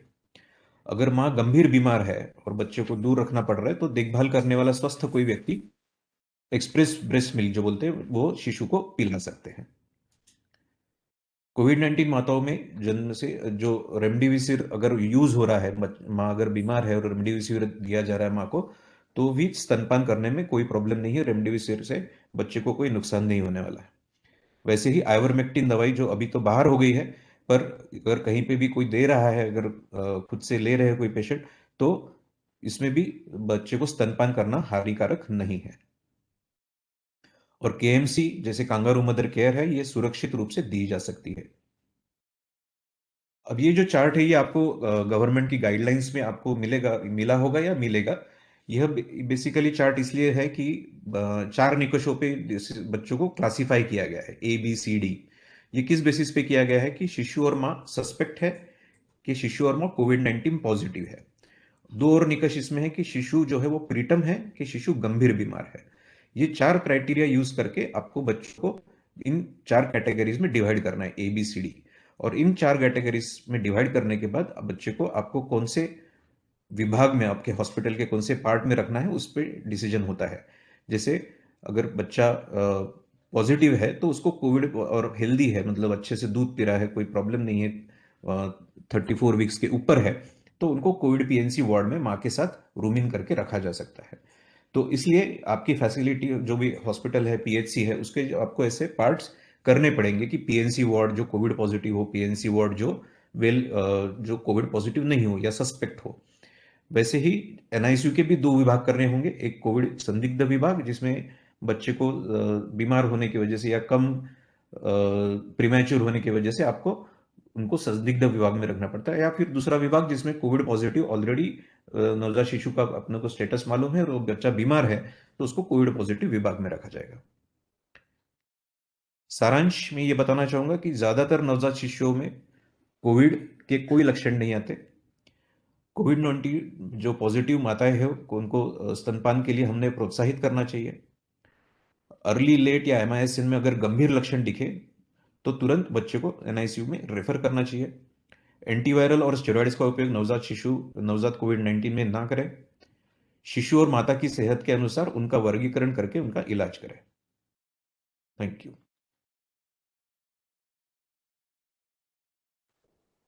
Thank you doctor Nishant. तो अभी हम जैसे देखेंगे कि हमारे कुछ दर्शकों ने MIS के बारे में कुछ प्रश्न प्रस्तावित किए हैं कि उन्हें MIS के बारे में और थोड़ी जानकारी चाहिए।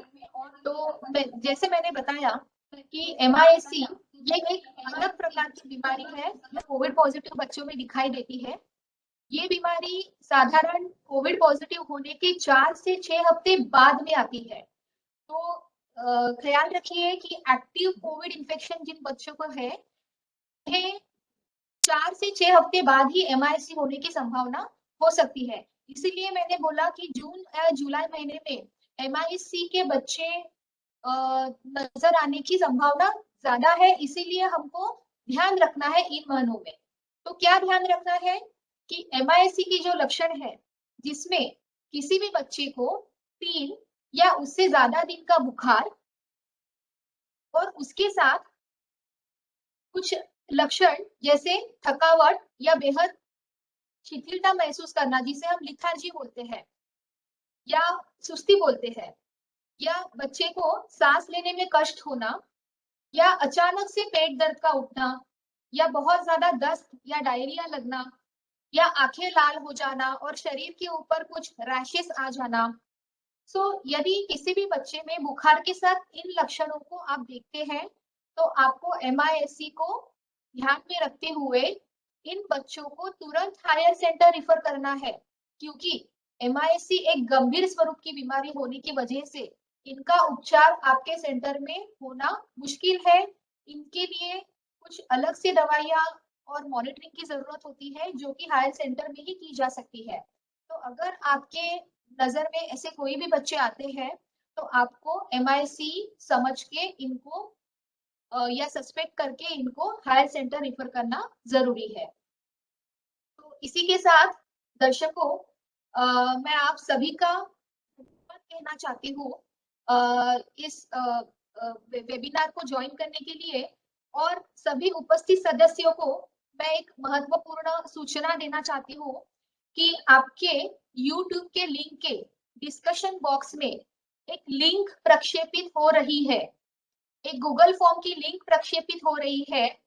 ये वाली लिंक है, ये फीडबैक फॉर्म की लिंक है। कृपया आप सभी एग्जिट होने से पहले आप सभी से मैं अनुरोध करती हूँ कि इस लिंक को क्लिक करके जो गूगल फॉर्म ओपन होगा उसे आप भर के जरूर सबमिट कीजिए, क्योंकि ये फॉर्म सबमिट करना आपकी उपस्थिति दर्ज करने के लिए बहुत जरूरी है। आपकी जो अटेंडेंस हम बोलते हैं, आपने ये वेबिनार अटेंड किया है, इसकी प्रूफ के लिए ये बहुत जरूरी है। ये एक छोटा सा फीडबैक फॉर्म है, इसे भरने में 2 मिनट से ज्यादा का टाइम नहीं लगेगा, लेकिन ये करना बहुत जरूरी है।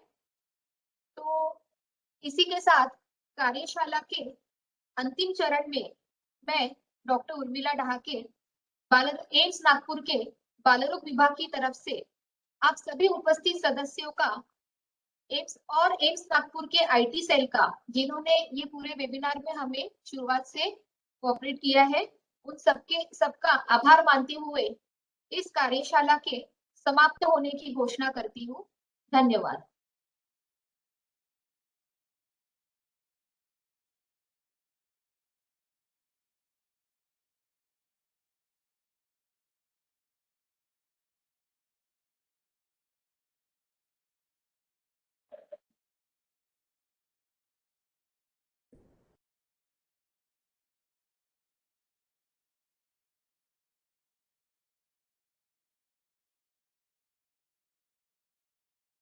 आकाश, हम एक स्क्रीन फोटोग्राफ ले सकते हैं?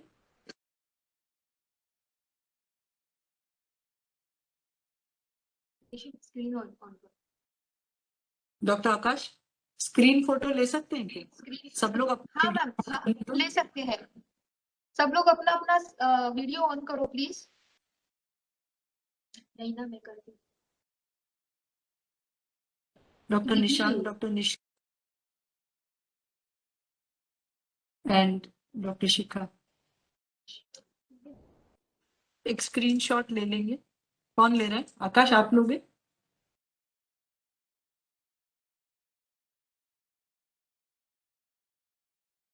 प्रिंट स्क्रीन भी हो जाता है ना कंप्यूटर का, उर्मिला? हाँ मैम, ले लिया। Okay, thank you very much. Collector office से आप जो हमारे साथ हैं शुरुआत से, आपको भी धन्यवाद। उम्मीद है कि आपको ये पसंद आया हमारा प्रोग्राम और काफी प्रॉब्लम क्लियर हो गया। Thank you. हमारे सबको भी थैंक यू बोल दीजिए। अरे नितिन, मास्क निकालो पहले, पहले मास्क निकाल के दिखाओ। हाँ madam. Hi, how are you? I am fine ma'am, how are you? I am good. I am good. Achha, you have been very religiously listening to the program right from the beginning. Give us your feedback now. Feedback ma'am? दो, feedback. हाँ, Feedback ma'am. दो हमारे ये program constructive. Yes yes, अभी feedback बताओ sir अभी। अभी yes collector sir is coming. अभी यस दो। कलेक्टर सर इज कमिंग, वो देंगे। अरे आप दो ना पहले। आप फीडबैक दो, आप फीडबैक दो सर। मैं दूं? ओके हाँ ओके मैम। हाँ हाँ, कैसा लगा अभी बताओ। रिस्पेक्टेड मैम, अरे जी यार, जी, respected Meenakshi ma'am, she is my teacher, my mentor, she has taught me a lot of paediatrics, so I am thankful ma'am कि आपने उस समय जो पढ़ाया वो भी आज हमें रिफ्रेश हो गया। और आज हमारे जितने भी डिस्ट्रिक्ट के जितने और स्टाफ नर्सेस और एएनएम जिन्होंने भी ज्वाइन किया होगा, जो आज बहुत सारी क्वांटिटी में लोगों ने ज्वाइन किया, at least 1500 people are listening to you all, that's a creditable job. So we are thankful to all the team of AIIMS for such a fantastic and wonderful presentation, and hope all our staff will definitely work efficiently. If the COVID third wave of and if it comes and pediatric patients are more affected, and also we would like all your team members to support us whenever we require, and I hope it will be there. Thank you, thank you so much. Thank you doctor Nitin. Shrigiriwar sir, आपका final word चाहिए हमें। जी। Doctor Gullane sir, ये doctor Shrigiriwar, इन्होंने बहुत अच्छा। हाँ। हाँ, आवाज आ रहा है मेरा? Sir good afternoon.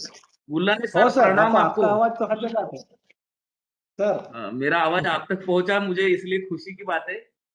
मैं ये बोल रहा हूँ कि आपने जितना सपोर्ट किया, पूरे सिविल सर्जन ऑफिस, पूरा डिप्टी डायरेक्टर ऑफिस, इन्होंने जिस तरह से पूरे नर्सेस को यानी बोला कि आप अटेंड करो, और हमारे भी लोगों ने जो मेहनत की है, मुझे बहुत अच्छा लगा। I am really proud of doctor Meenakshi, doctor Urmila, doctor Nishant, doctor Nishu, doctor Abhijeet, doctor Anand. ये बहुत अच्छी टीम है सर हमारी। ये तो नर्सेस के लिए Yes, था। sir. हम लोग तो प्लान कर रहे कि हम डॉक्टर्स का भी एक सेशन लेंगे सर, जितने भी आपके मेडिकल ऑफिसर हैं सर इसमें उन सबके लिए भी एक अच्छा पूरा ट्रीटमेंट प्रोटोकॉल, पूरा वीडियो बना रहे हैं मीनाक्षी मैडम, तो वो भी हम एक अच्छा ऑर्गेनाइज करेंगे। और मेरी इच्छा है कि आप हमारे एक टेली मेडिसिन वाला सेटअप कीजिए sir. Gullane sir, sir hello, क्या हाँ मेरी सर, आवाज सुन रहा आप हूँ। तक पहुंच रही सर? यस हाँ, सर, यस सर। तो हम लोग जैसे जितने भी पीएससी है, गढ़चिरौली, चंद्रपुर, भंडारा, गोंदिया, यवतमाल, जितनी भी पीएससी है, तो हम लोग उनको गाइड भी करना चाहते हैं। हम वीक में 3 बार या 2 बार एक टेली कंसल्टेशन का एक सिस्टम यहाँ करना चाहते हैं। आप लोग भी अगर सपोर्ट करना चाहते हैं तो बहुत अच्छी बात है। तो यस सर, इस डेफिनेटली। बहाने अगर कोई गांव में पेशेंट आता है, कोई पीएससी में एक पेशेंट एडमिट रहता है, तो अगर वो पेशेंट अगर वो लाइव दिखाते हैं हमें, तो मीनाक्षी मैडम और हमारी टीम उन्हें वो भी सपोर्ट करेंगी कि आप ये पेशेंट का एक इन्वेस्टिगेशन करो, या फिर उसको मैं उसमें ये करना चाहिए। हम वो पेशेंट को लाइव देखते हुए भी एडवाइस करना चाहते हैं, अगर आपकी इच्छा हो तो मुझे लगता है अरे Yes, इससे sir, we have referral planned कम हो for जाएगा it. Sir. Good Sir, we have planned for the telemedicine, and Yes. we are and collector sir and CO sir is planning the telemedicine should reach at every sub center also. At present, we are Yes. having at some HDH and RH, but definitely Yes. it will reach towards some PSCs as well as sub centers also. And hope all of you people will definitely help in that. और Yes, sir we are आज ready for जो that. आप बोल रहे हैं sir सिर्फ sir I am audible? Yes yes yes, बोलिए ना सर। गुल्लाने सर बोलिए ना। हाँ सर, आज जैसा आप बता रहे थे कि सिर्फ नर्सेस कैडर के लिए है, sir I would like to tell you that many doctors have also join, और उन्होंने भी सर अपने जितना भी ये था लेक्चर का पूरा फायदा लिया sir. Very good. I think this is a good feedback from Dr. Nitin, and this will very. I think this will boost our morale also for organizing such type of event for all over the Maharashtra. I must congratulate my pediatric team. Thank you very much, Nitin. Thank you. Thank you, sir. Thank you, Thank ma'am. you. Thank you. Bye bye. Stay safe. Stay healthy. Yes. Yes, ma'am. Thank you.